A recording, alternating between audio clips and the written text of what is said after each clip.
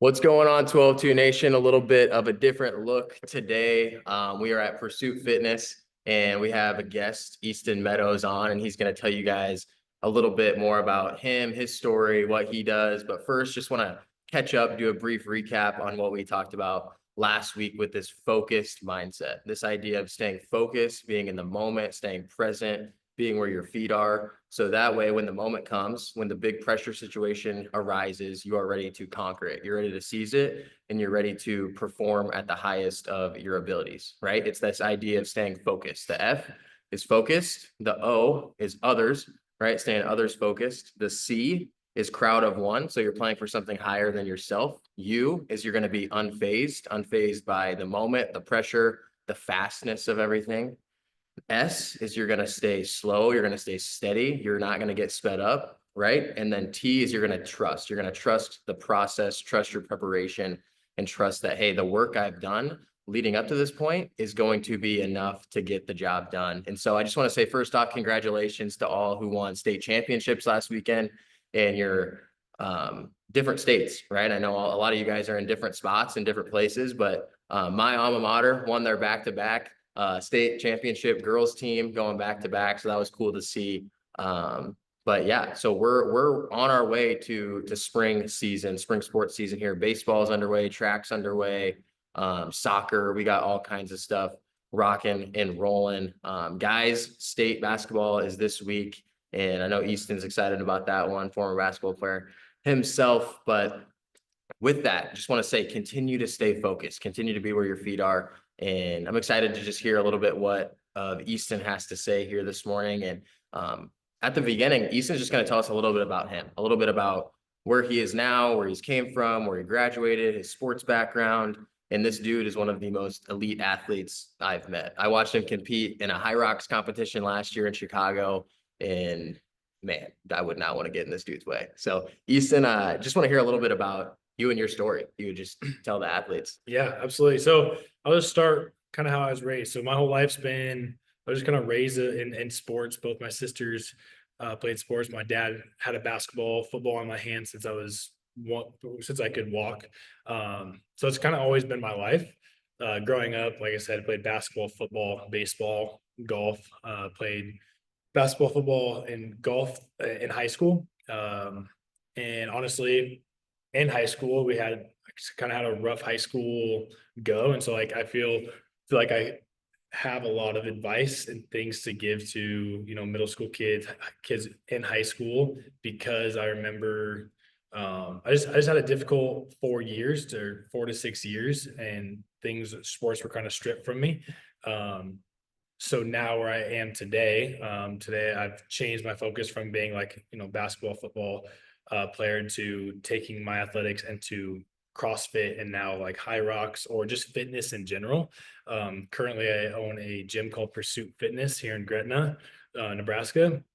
And basically, we're just coach led group classes where us coaches take people through a class. We lead them through, teach them movements, motivate them, and encourage them. So that's where we're at now. Yeah, I love it.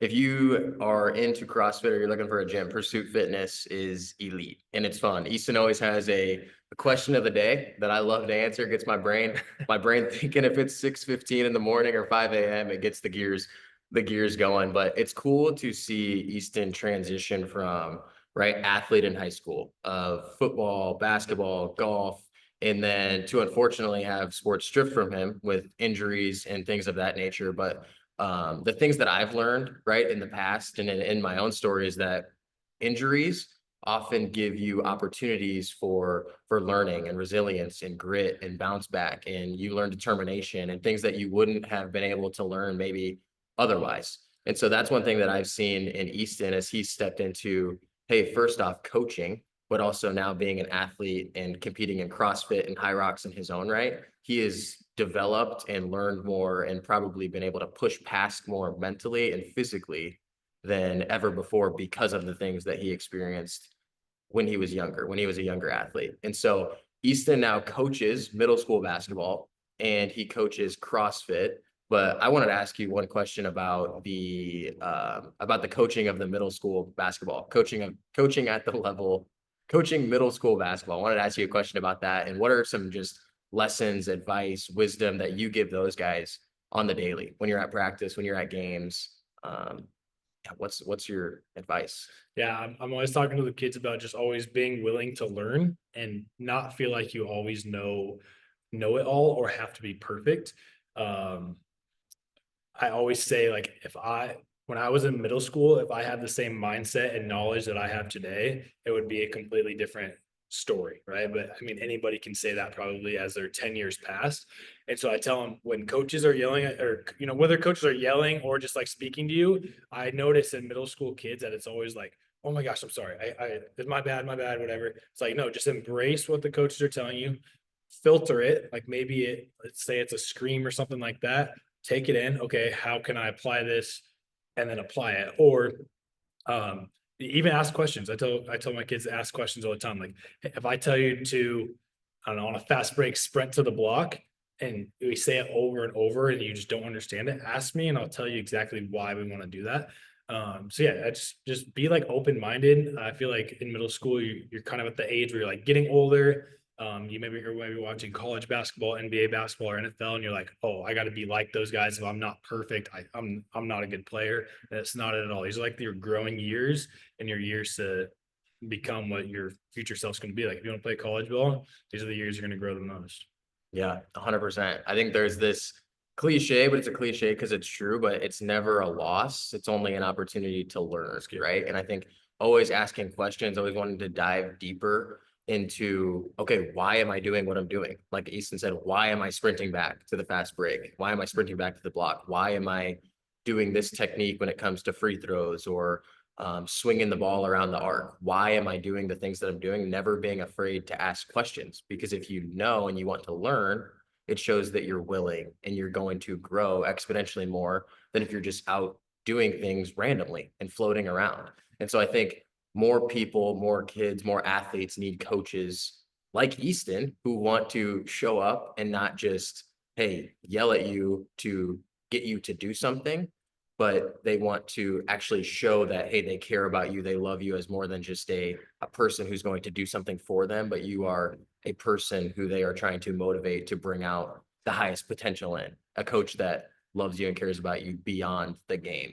And so I think Easton does a really good job of that, coaching at the middle school level. And then he also coaches here, right? CrossFit classes. And so do you want to touch a little bit on that, of why you feel mindset and bringing that, hey, learning mindset into CrossFit as somebody, hey, like myself, who's an ex-athlete, who's still trying to stay athletic, in shape, physically, mentally, spiritually, all the things. How can I mentally continue to show up as an athlete, quote unquote, in your classes? And what Yeah. are some things that you preach to people like me? Well, I feel like the last, let's say 20, 30 years, like especially in America, we just have been consumed with, to be honest, just laziness, and like fitness has not been a priority for a lot of people, or people that don't understand that it's something you kind of have to do in your daily life. Until the last, let's say 5 years, it's become more of a trendy thing. Uh, so a lot of people that are like 30 plus, they don't come in super motivated. They're honestly rarely motivated. But it always comes down to discipline. And as cliche as that is, it's like, but just always just show up and give what you have. Like you might not be motivated, your body might be hurting, you might be going through super stressful life situation, family situation, but every single time somebody walks out of this gym, they say, wow, I'm glad I came. I feel so much better. Whether they went 20% and got a little sweat, or they went 110% and got the best workout of their life. So yeah, it just ultimately comes down to discipline, and because you just know and that goes to even kids too. You'll rarely ever be motivated. For me as an athlete, I'm probably 4 out of 7 days that I work out, I'm like, oh gosh, I'm dreading this workout. But after I do it, I'm like, let's go. Like, I'm glad I did that. Yeah. Yeah, 100%. I love the word discipline. And then I can also even speak on that. I brought my dad to a CrossFit class for the first time a couple weeks ago, and he has never been to a CrossFit class, was a little bit nervous coming in, didn't know what to expect. But Easton, like he said, after the fact of he got done and he was like, yeah, I'm glad I did that. Like, I feel better. Like maybe he did have to scale some things down, or it was a partner workout. We got to do it together. but I didn't hear him once complain and say, man, I wish I didn't come, or I wish I would have been somewhere else, or I did a different workout, because he loved it and he was active and he got up and he moved his body. And not only did it help him physically, but it helped him mentally. And so, like Easton said, we just need to be disciplined in what we do, disciplined in who we are, disciplined in how we show up. And a quote I remember talking to Easton about a couple weeks ago is, we need to understand that, hey, sometimes the discipline comes after or comes before the desire, right? We desire this outcome, we desire this result, but often we don't want the discipline that it takes to get there. And so what are the things that we need to do today to ultimately get to the place where we want to be tomorrow?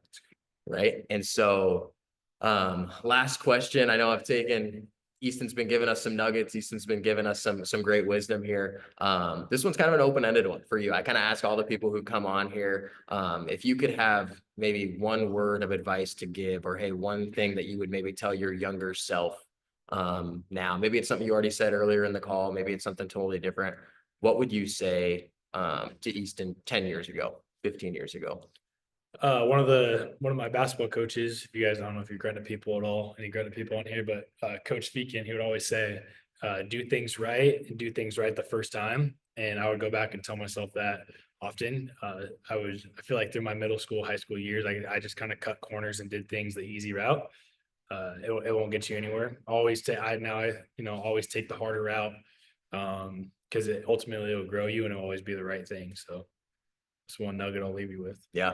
Yeah, I love it. And I think you guys can so tangibly take that into the spring season and whatever sports season you find yourself in, whether it's the off season or, hey, whatever you're walking into. It's this idea of integrity. How are you holding yourself? Are you holding yourself accountable? Do you have people around you holding you accountable to not cut corners, to not take the easy way out? Because ultimately, if you can learn to push through and have grit and determination and resilience, those are the things that, like Easton talked about at the beginning, that are going to grow you and that are going to mold you and they're going to shape you and they're going to help you to grow endurance wise and perseverance wise and character wise.